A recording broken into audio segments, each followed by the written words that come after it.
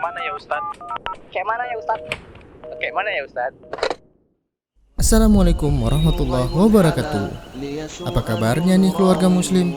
Semoga selalu diberikan kesehatan sekeluarga dan diberi kemudahan segala urusannya. Alhamdulillah, kita ketemu lagi nih kawan-kawan di program kesayangan kita. Masih di Kemyu. Kayak mana ya Ustadz? Nah, untuk episode kali ini kita sudah menerima pertanyaan melalui Instagram kita. Kira-kira netizen pada mau nanya apa ya sama Ustadz? Ya udah yuk kita langsung aja ke pertanyaan pertama. Tetap di Kemyu. Kayak mana ya Ustadz?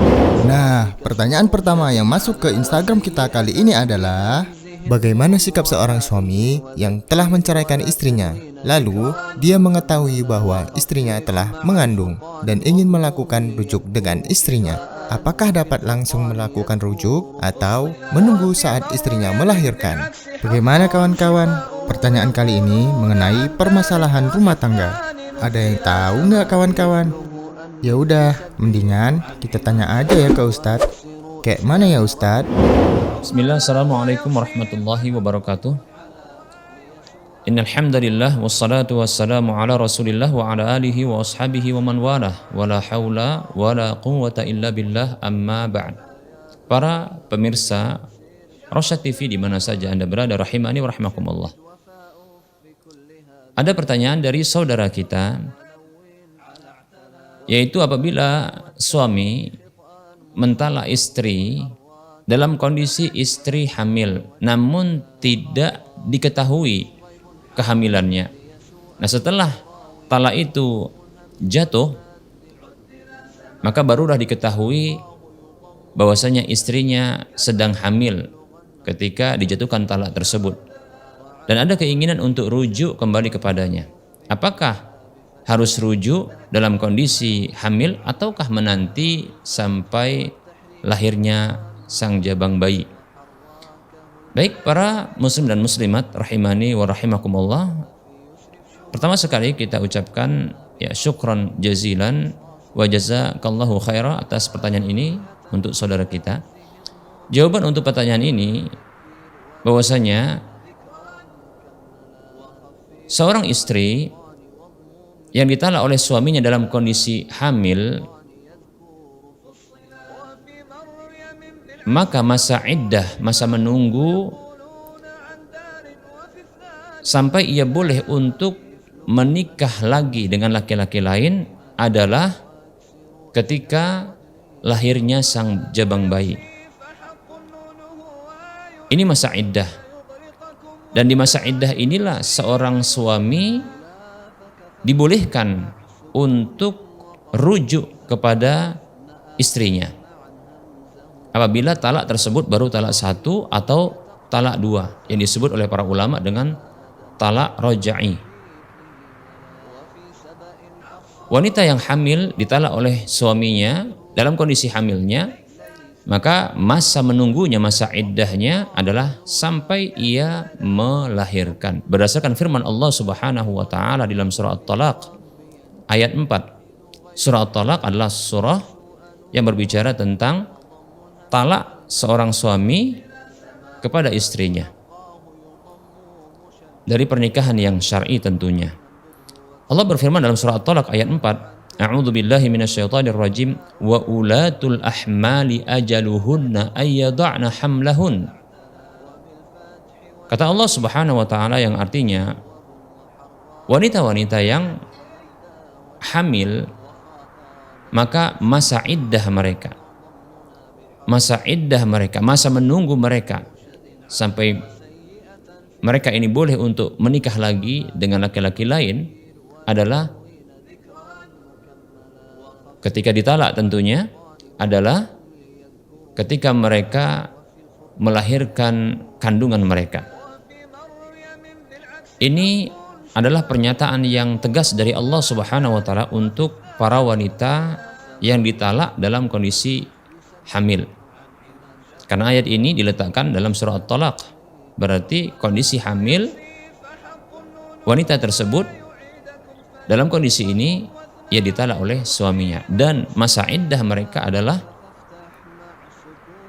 sampai mereka melahirkan, demikian. Sampai mereka melahirkan kandungan mereka.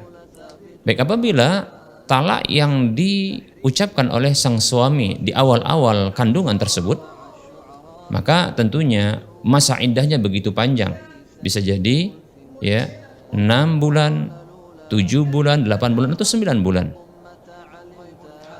Kalau talak ini diberlakukan ketika di pertengahan kehamilan, maka bisa jadi 4, 5 atau 6 bulan. Apabila di akhir, nah ini yang harus hati-hati karena bisa jadi ini sangat cepat sekali, ya. Karena masa iddahnya sampai melahirkan. Begitu melahirkan, maka wanita yang ditalak tersebut tidak lagi berstatus istri bagi sang suami yang telah mentalaknya. Tidak lagi berstatus istri, demikian. Nah, dalam masa iddah seperti ini, masa menunggu yang bisa jadi panjang atau bisa jadi pendek sesuai dengan kapan dimulainya talak tersebut, kapan dijatuhkan talak tersebut sampai nanti melahirkan, ya. Maka dalam masa iddah inilah sang suami tersebut berhak untuk mereka rujuk kepada istrinya yang ditalak. Tentunya tadi kita sudah sebutkan di awal bahwasanya ini talak roja'i, yaitu talak di mana sang suami boleh kembali kepada istrinya tanpa harus melakukan akad baru, dan tidak ada yang berhak untuk menghalangi mereka. Karena Allah Subhanahu wa taala berfirman, a'udzubillahi minasyaitonir rajim, wa bu'ulatuhunna ahaqqu biraddihinna in aradu islaha. Kita ulangi, Allah mengatakan a'udzubillahi minasyaitonir rajim. Allah mengatakan a'udzubillahi minasyaitonir rajim wa bu'ulatuhunna ahaqqu biraddihinna in aradu islaha. Dan suami-suami mereka itu lebih berhak untuk kembali kepada mereka apabila mereka menginginkan perbaikan, perdamaian. Nah, oleh karenanya dalam kasus ini, apabila sang suami ingin kembali kepada istrinya, maka kembalilah dalam kondisi masa iddah itu. Dan itu adalah hak mereka. Tidak ada satupun yang berhak untuk menghalangi mereka. Dan itu ya rujuk kembali itu tidak perlu melakukan akad baru. Tidak perlu dengan mahar baru. Demikian. Maka cukup dengan kembali. Seperti dengan ungkapan menyatakan secara lisan kepada istrinya bahwasanya dia ingin kembali. Ya. Atau ungkapan-ungkapan yang semisal itu. Begitu juga boleh dengan tindakan-tindakan yang menunjukkan keinginannya untuk kembali kepada istrinya. Ya. Seperti contohnya memeluknya, ya, menciumnya atau berhubungan badan dengannya, demikian. Dan tidak ada yang berhak untuk menghalangi ya kembalinya seorang istri kepada kembalinya seorang suami terhadap istrinya, ya. Apabila sang suami tersebut menginginkan perbaikan seperti itu, ya. Demikian. Maka silahkan ya sang suami untuk kembali dalam kondisi istri belum melahirkan. Apabila telah melahirkan maka sudah berakhir hubungan suami istri, dan sang suami tidak bisa kembali kepada sang istrinya kecuali dengan akad baru apabila telah melahirkan. Ya. Maka silahkan kembali kepada istri yang telah ditalak dalam kondisi hamil itu dalam kehamilannya. Jangan menanti sampai melahirkan. Karena apabila telah lahir sang anak tersebut, ya, maka tidak bisa kembali kepada sang istri yang telah ditalak tersebut karena sudah berakhir ikatan suami istri kecuali dengan akad baru dan mahar baru, seperti itu. Semoga ini bermanfaat bagi kaum muslimin seluruhnya, dan semoga Allah Subhanahu wa taala memberikan kehidupan rumah tangga bagi kita semua dengan kehidupan rumah tangga yang penuh dengan sakinah, mawaddah, warahmah, dan semoga kita diberikan kesolehan baik itu pada diri kita, istri kita, pasangan hidup kita, dan anak keturunan kita. Amin ya rabbal alamin. Semoga bermanfaat. Alhamdulillah, sudah paham kan kawan-kawan? Semoga jawaban Ustadz tadi dapat menambah ilmu agama kita. Selanjutnya, kita langsung saja nih ke pertanyaan berikutnya. Hanya di Can You? Kayak mana ya Ustadz? Bagaimana sikap seorang anak yang orang tuanya meminta untuk diadakan acara 7 bulanan yang di dalamnya terdapat acara upah-upah atau tradisi untuk didoakan? Bagaimana kawan-kawan? Ada yang sudah mengerti jawabannya? Yuk kita simak saja penjelasan dari Ustadz. Dan jangan lupa dicatat ya kawan-kawan. Tetap di Can You? Kayak mana ya Ustadz? Bismillah, assalamualaikum warahmatullahi wabarakatuh. Alhamdulillahirabbil alamin wassalatu wassalamu ala asyrafil anbiya'i wal mursalin wa ala alihi wa ashabihi ajma'in wa man tabi'ahum bi ihsanin ila yaumiddin, amma ba'd. Para pemirsa Rosyad TV di mana saja Anda berada, rahimani wa rahimakumullah. Ada pertanyaan dari saudara kita yang menanyakan tentang orang tua mereka yang memaksa untuk melakukan sebuah acara terkait dengan kehamilan, ya, yang berusia 7 bulan tanpa ada kegiatan bacaan tahlilan, namun hanya sekedar kegiatan yang disebut dengan upah-upah, ya. Kegiatan yang disebut dengan upah-upah. Apakah dibenarkan untuk mengikuti kegiatan tersebut? Baik, para muslim rahimani wa rahimakumullah.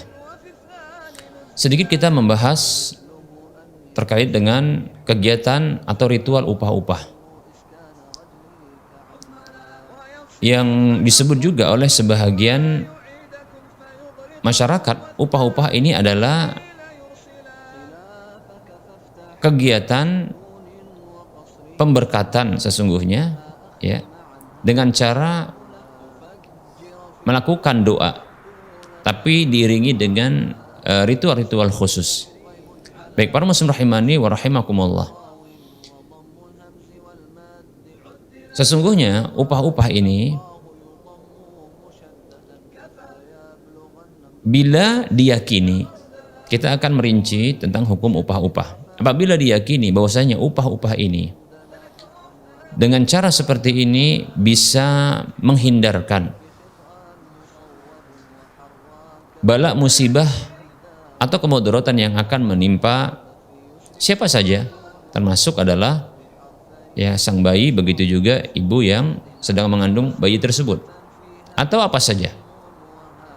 Dilakukan upah-upah dengan tujuan agar terhindarnya bala musibah atau didapatkannya, ya, kebaikan, keberuntungan, kemaslahatan.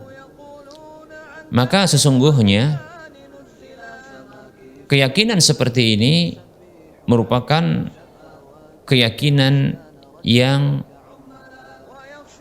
mengandung kesyirikan, karena menetapkan sesuatu tanpa ada dalil wahyu dari Allah dan Rasulnya, dari Al-Quran maupun hadis Nabi SAW, bahwasanya sesuatu tersebut ini sebagai sarana untuk bisa didapatkan manfaat berupa datangnya kebaikan dari Allah Subhanahu wa taala atau terhindarnya dari kemudaratan. Demikian. Namun ini mengandung syirik kecil bila diyakini bahwasanya upah-upah tersebut ini bisa menghilangkan kemudaratan, musibah, mara bahaya, atau bisa mendatangkan kebaikan, keberuntungan. Ini rincian yang pertama. Rincian yang kedua, apabila diyakini bahwasanya upah-upah ini adalah bentuk doa kepada Allah Subhanahu wa taala, bentuk ibadah doa kepada Allah Subhanahu wa taala, maka jadilah tindakan upah-upah ini merupakan bentuk kebid'ahan, karena menetapkan satu ibadah yang tidak dilegitimasi, tidak diajarkan oleh Nabi kita Muhammad sallallahu alaihi wasallam. Ya. Kata Nabi sallallahu alaihi wasallam, man ahdasa fi amrina hadza ma laisa minhu fahuwa raddun. Siapa saja yang mengada-adakan, menginovasikan sesuatu yang tidak berasal dari agama ini, man ahdasa fi amrina hadza, siapa saja yang mengada-adakan, menginovasikan, mengkreasikan dalam urusan agama kami ini sesuatu yang ma laisa minhu, sesuatu apa saja yang bukan berasal darinya, fahuwa raddun, maka tertolak. Nah, ini bentuk perkara baru dalam urusan agama, menjadikan tindakan upah-upah ini sebagai bentuk doa kepada Allah Subhanahu wa taala. Baik para muslim rahimani wa rahimakumullah. Rincian yang ketiga, apabila dalam upah-upah tersebut, dan ini biasanya demikian, yaitu dengan cara menebarkan biji-biji beras, atau kalau di Medan ini disebut dengan pulut, ya. Yang jelas ya ini merupakan makanan, bahan makanan yang terbuang sia-sia. Begitu juga terkadang ada ya bunga-bunga yang juga ya diramu dalam biji-bijian tersebut sehingga terbuang percuma, maka ketahui di sini ada tindakan tabdzir, yaitu mubadzir. Allah Subhanahu wa taala mengatakan ya, wala tubadzir tabdzira innal mubadzirina kanu ikhwanas syayatin. Jangan berlaku mubadzir, karena sesungguhnya orang-orang yang berbuat mubadzir itu adalah saudara syaitan. Demikian ya. Baik para muslim rahimani warahmatullah, ini ya minimal atau 3 rincian dari upah-upah tersebut. Bisa jadi sebuah tindakan atau ritual upah-upah ini mengandung ketiganya sekaligus. Bisa jadi salah satu darinya atau 2 diantaranya. Demikian. Oleh karenanya upah-upah itu bukanlah merupakan satu ya tindakan yang baik. Ya. Oleh karenanya saya condong untuk menghindarkan ya kegiatan ritual seperti ini. Bila ingin berdoa maka cukup orang tua yang berdoa, ya, tanpa harus melakukan tindakan atau ritual upah-upah seperti ini. Demikian, ya.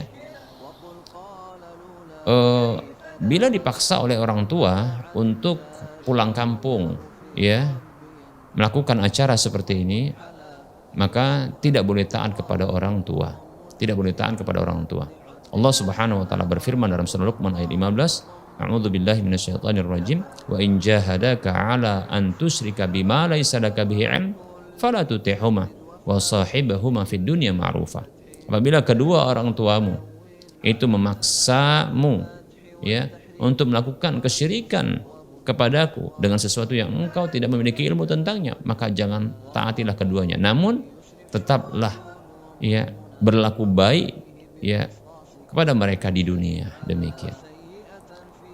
Bergaulah dengan mereka di dunia ini dengan cara yang baik, seperti itu.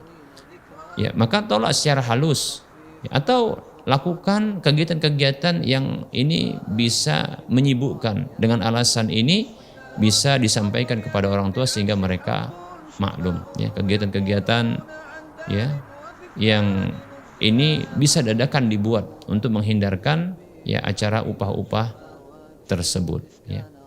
Nah, semoga bermanfaat. Alhamdulillah, sudah paham kan kawan-kawan? Nah, kalau gitu kita langsung saja ya ke pertanyaan terakhir di episode Camp kita kali ini. Tapi jangan kemana-mana ya kawan-kawan, tetap di Camp. Kayak mana ya Ustadz? Nah, pertanyaan terakhir dari netizen kita kali ini adalah, apakah diperbolehkan melaksanakan ibadah sholat dengan menggunakan baju yang belum disetrika? Bagaimana kawan-kawan? Kalau begitu, kita langsung saja tanya ke Ustadz hukumnya. Kayak mana ya Ustadz? Bismillah, assalamualaikum warahmatullahi wabarakatuh. Alhamdulillah, wassalatu wassalamu ala rasulillah wa ala alihi wa ashabihi wa man walah wa la hawla wa la quwata illa billah, amma ba'd. Para pemirsa Rosyad TV di mana saja Anda berada, rahimani wa rahimakumullah. Ada pertanyaan dari saudara kita tentang sholat dengan memakai pakaian yang belum disetrika atau pakaian yang kusut. Bagaimana hukumnya? Baik, Kita ucapkan syukran jazilan wa jazakallahu khairan atas pertanyaan ini kepada sang penanya. Sesungguhnya salat bila telah terpenuhi syarat dan rukunnya serta wajib-wajibnya, maka sah salat itu. Terkait dengan pakaian, ini adalah memenuhi satu syarat, yaitu menutup aurat. Apabila pakaian yang kusut tadi atau pakaian yang belum setrika tadi itu menutup auratnya secara sempurna, ya, tanpa membuka sebagian auratnya atau yang semestinya ditutup di dalam salat, maka bila telah ditutup secara sempurna, maka sah salatnya. Sah salatnya. Demikian. Namun bila tidak ditutup, baik itu pakaian tersebut digosok, ya, harum, ya, namun ada sebagian aurat yang terbuka secara, ya, tampak nyata, ya, maka tentunya tidak sah salatnya karena tidak terpenuhi salah satu syaratnya. Syarat sah dari salat itu yaitu menutup aurat, satru al-aurah. Demikian. Baik para muslim rahimani wa rahmakumullah, bila ternyata pakaian kusut tersebut telah menutup aurat secara sempurna, maka yang tersisa adalah adab. Ya, kita katakan adab. Ini dalam masalah adab saja. Baik, ya para muslim rahimani wa rahmakumullah, bila kita tanya kepada orang yang dalam kondisi sholat dengan memakai pakaian yang kusut, pakaian yang belum disetrika, bagaimana bila dia diundang atau datang kepada seorang penguasa dari negeri ini? Jangankan kira-kira, ya, presidennya, jangan pula gubernurnya, jangan pula wali kotanya, jangan pula barangkali camatnya. Kita katakan di kantor desa saja, atau bahkan, ya, kepala dusun saja. Ketika dia berkunjung, dia memakai pakaian yang kusut, memakai pakaian yang belum disetrika, kira-kira apa yang dia lakukan, apa yang dia alami? Rasa malu. Dia malu, ya. Bahkan dia berusaha untuk mencari apa? Mencari pakaian yang lebih baik, ya, seperti itu. Ya. Karena ini adalah pertemuan resmi, gitu ya. Lalu bagaimana dengan Allah Subhanahu wa taala, penguasa jagat raya? Penguasa jagat raya, penguasa alam semesta yang menciptakan dirinya, yang telah memberikan berbagai kebaikan kepada dirinya, dan ini adalah pertemuan yang resmi, yaitu salat. Ya. Apakah dia tidak malu? Kalaulah dia malu kepada manusia, mengapa dia tidak malu kepada Allah Subhanahu wa taala? Bukankah Nabi kita Muhammad sallallahu alaihi wasallam bersabda, Allahu ahaqqu an yustahya minhu minan nas. Hadis riwayat Ahmad dalam musnadnya serta yang lainnya. Allah itu lebih berhak untuk malu, untuk diarahkan rasa malu kepadanya ketimbang manusia. Ya. Lihatlah, ya. Ini adab. Adab kepada Allah Subhanahu wa taala. Mestinya kita malu kepada Allah Subhanahu wa taala, ya. Ketimbang kita malu kepada manusia. Demikian, ya. Beradablah kepada Allah. Ya, beradablah kepada Allah Subhanahu wa taala, ya. Semoga Allah Subhanahu wa taala akan, ya, memuliakan kita, ya. Itu menunjukkan sesungguhnya rasa malu itu adalah bagian dari keimanan. Bukankah Nabi juga sallallahu alaihi wasallam bersabda, al-imanu situna wa sab'una, al-imanu bid'un wa sab'una syu'batan. Iman itu ada 70 sekian cabang, atau bid'un wa situna syu'batan. Itu ada sekitar 70-an sekian cabang atau 60-an sekian cabang. Fa'afdaluha qawlu la ilaha illallah, yang paling tingginya adalah ungkapan la ilaha illallah. Wa adanaha imatatul adha 'anit tariq, dan yang paling rendahnya adalah, ya, menyingkirkan gangguan dari jalan. Wal haya'u syu'batun minal iman, rasa malu itu adalah bagian cabang dari iman. Kalau kita punya iman, perbaguslah ketika menghadap Allah dengan pakaian yang bagus pula, yang wangi, yang bagus. Demikian. Semoga bermanfaat. Wassallallahu ala Muhammad wa ala alihi wa ashabihi ajmain. Walhamdulillahi rabbil alamin. Assalamualaikum warahmatullahi wabarakatuh. Bagi kamu yang mempunyai pertanyaan perihal agama, silahkan kirim video pertanyaan kamu menggunakan HP atau kamera ke nomor WhatsApp 0822 8888 6630 atau kirim ke email kami rasyad.tv@gmail.com dengan format isi video, nama, alamat, dan pertanyaan yang akan kamu tanyakan. Ayo, kirim pertanyaan kamu dan tunggu jawabannya di Camyu. Kayak mana ya Ustadz? Alhamdulillah, kita telah sampai di pertanyaan terakhir hari ini. Nah, semoga apa yang disampaikan Ustadz tadi bisa menambah ilmu agama kita semua. Ingat ya kawan-kawan, menuntut ilmu agama itu wajib loh atas setiap muslim. Dan terima kasih telah menyaksikan episode Camyu kali ini. Insya Allah, sampai jumpa lagi di episode-episode Camyu berikutnya. Assalamualaikum warahmatullahi wabarakatuh.